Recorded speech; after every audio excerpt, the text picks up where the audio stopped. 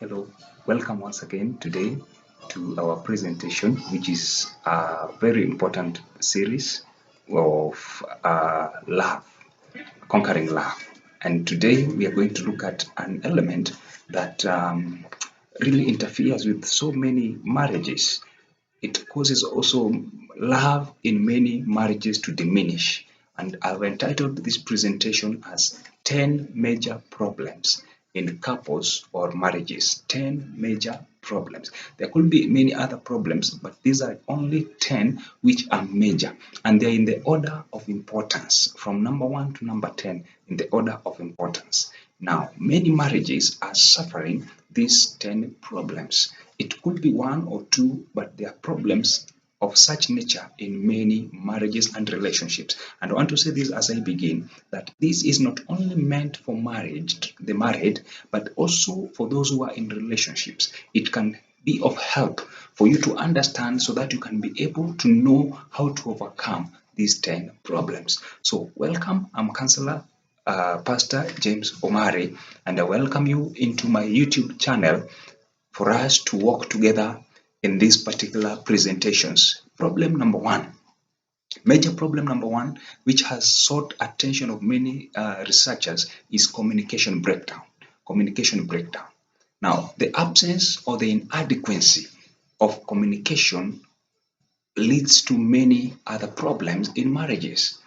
Later on in my channel, I'll present about how birth orders affects communication, because it's a topic that I've done research personally in, and I found so much to share with you. But for now, you need to know that communication breakdown. If you don't know how to communicate, communications can cause major problems in families or marriages or even in relationships, and also in your own self. How do you communicate to yourself? We call it self-talk. How do you go about what we call intrapersonal relationships? So communication is very key. You need to understand how to avoid breakdowns of communication. And we'll be looking at that later on. Number two is loss of shared goals and interest. Loss of shared goals and interest. Now, intimate living demands sharing basic ideas and principles, as well as a high amount of hobbies and likes.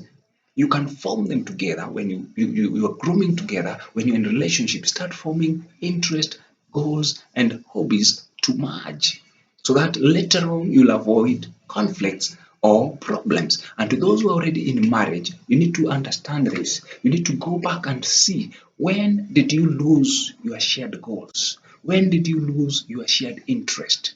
You can revive them.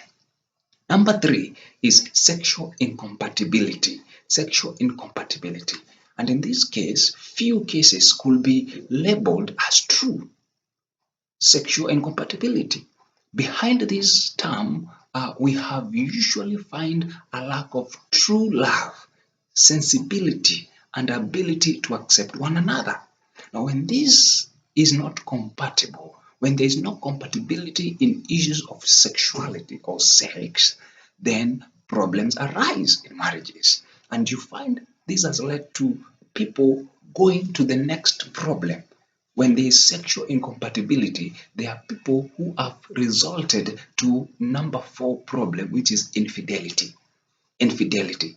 And logically speaking, when one of the partners does not fulfill his or her promise of exclusive love, the other one wishes to pull apart, and so ending up breaking the marriages or even relationships. We have seen it even in medias, youths in colleges, in institutions, killing one another simply because they feel they have been cheated because of this element of not giving in to the promises exclusively.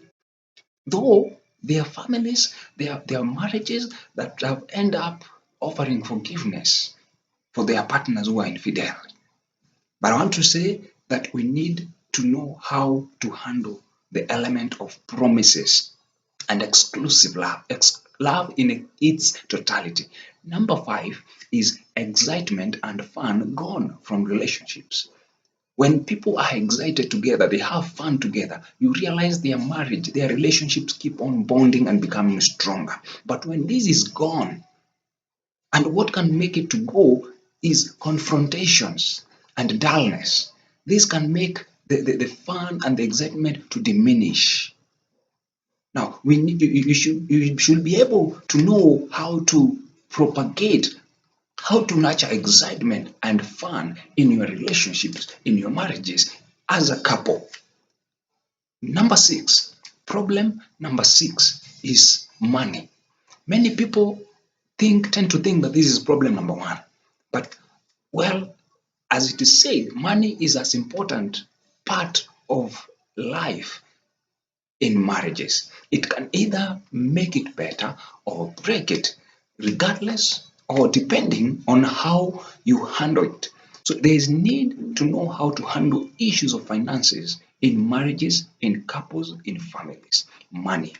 Number seven is conflict over children. There are families that have ended up breaking simply because of children who are a blessing from God. Now, children being a basic part of a home may become a source of joy or a source of despair.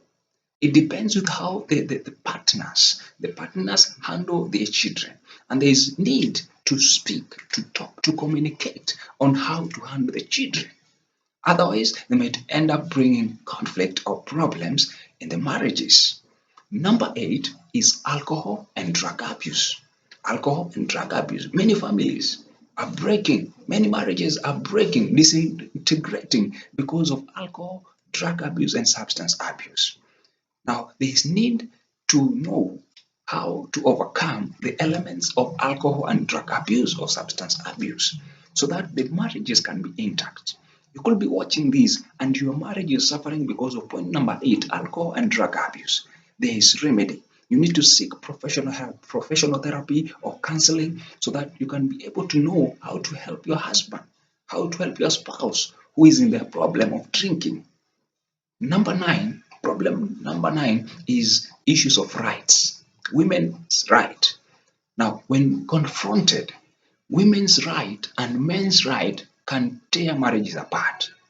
So there is need for both partners to understand that this is the right of the woman in the family and this is the right of a man in the family, so that to avoid confrontations and conflicts that can arise from rights elements. Number 10, it does not mean the number 10 is less important. It is equally important. And for the purpose of this presentation, I'm calling it in-laws. In-laws. Point number 10, problem number 10 is in-laws. Or others have said those people whom you are living with apart from the two of you, the married couples.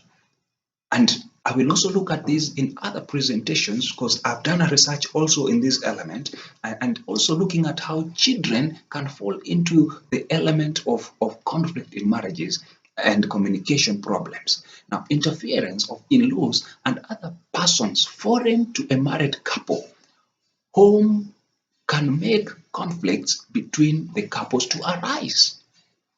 And those who are staying with in-laws or relatives will agree with me that even the way you communicate with one another is different.